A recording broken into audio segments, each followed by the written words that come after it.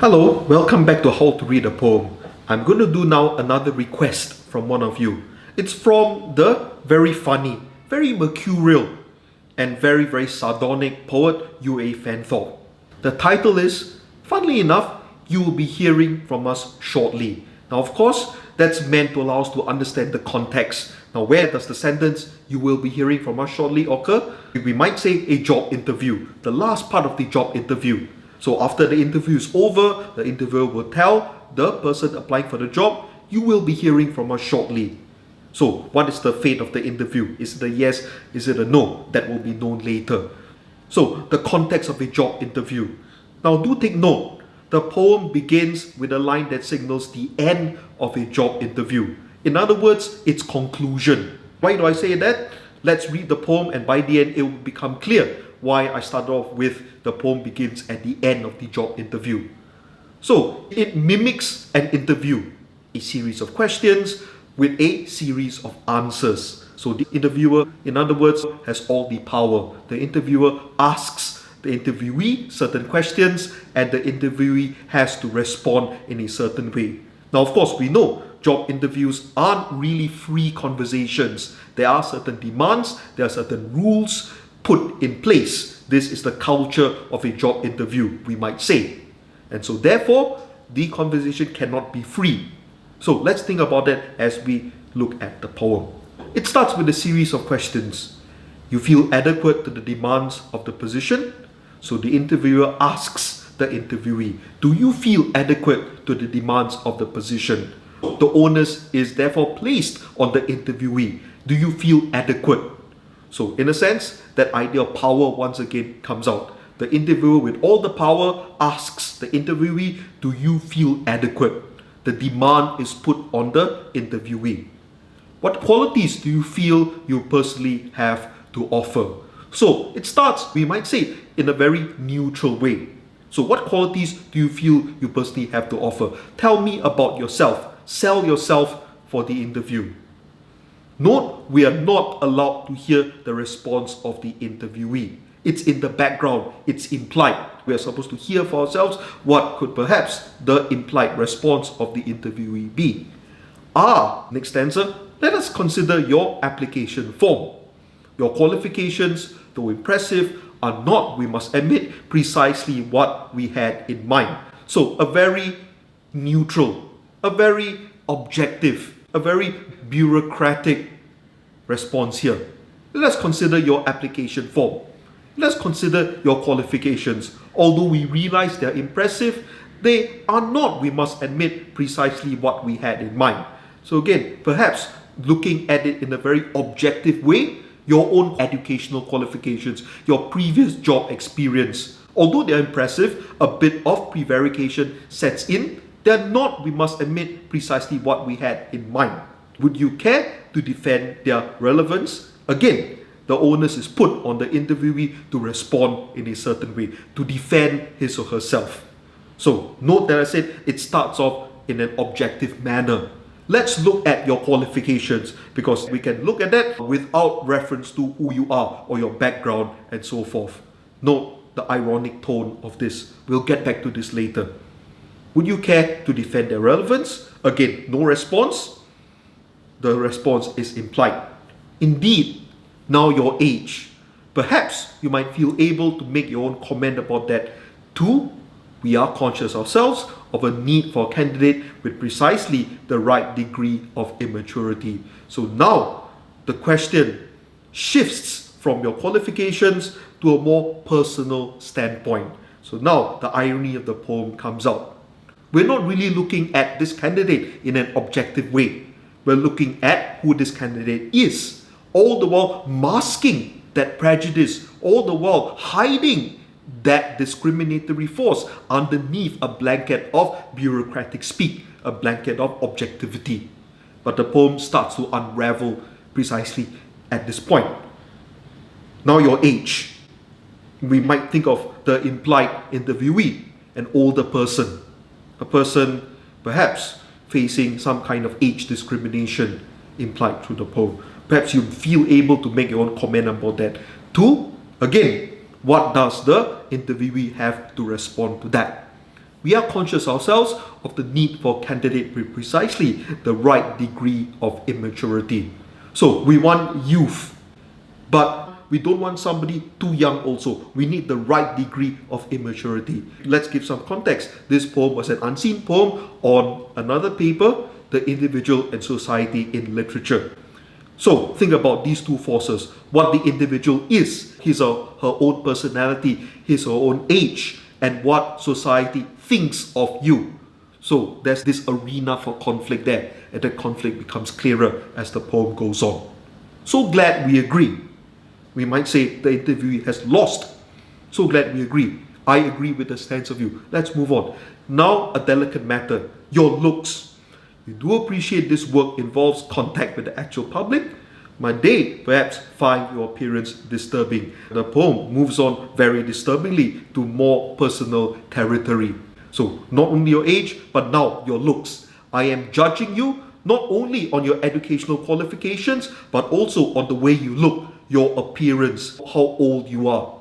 Or even more disturbingly, perhaps the prejudices could have been formed at the start of the interview already. In a sense, this is why I noted earlier on. Note how the poem begins at the end of the job interview. You'll be hearing from us shortly. In other words, is the conclusion foregone?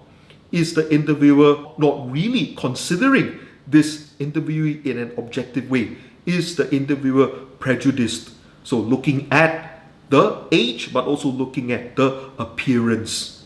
So this work involves contact with the actual public. These are the demands of the job. And so therefore, these are the demands that I've set down. In other words, you can't reach them, it's your fault. The onus is on you. Perhaps they might find your appearance disturbing. So what are the emotions of this interviewer? What are his or her real feelings? And how are they couched in words that serve to tone it down or that serve to mask the real feelings behind it? There's a word that's commonly used, a euphemism. A euphemism is an expression that serves to sweeten or serves to cover over what is the more disturbing thing that's implied. Quite so. And your accent. That is the way you have always spoken. What of your education? Were you educated? We mean, of course, where were you educated? So now the tone of the poem becomes increasingly clear.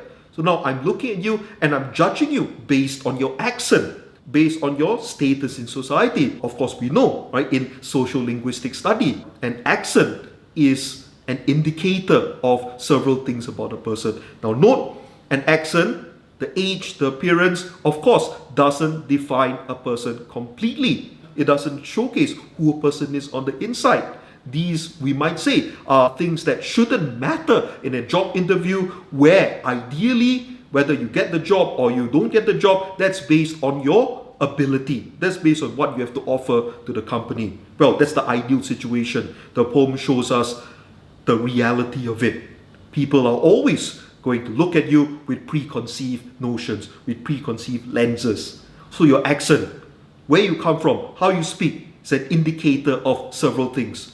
Your social status, your educational qualifications, and the poem lays this bare. What of your education? Were you educated? Note the questions that follow. Were you educated? Slips into, we mean, of course, where were you educated? Which school did you go to? Did you go to a top school? Did you, in the Singaporean context, go to a neighborhood school? Did you go to a branded school? And why should that matter for a job interview? Why should that matter what you have to offer? And how much of a handicap is that to you, would you say? So again, look at the choice of words. The interviewer is labeling all those things, the accent, the place of education, your age, your appearance, as a handicap. And so therefore, what do people in society think of all these things that determine your identity?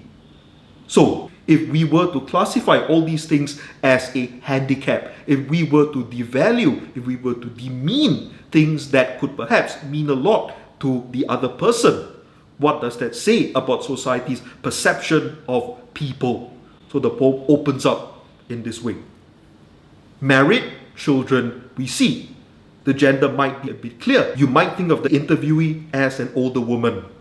married children, we see. These are the things that older women entering the workforce have to deal with. Married children, we see. That shouldn't disqualify anybody from the job.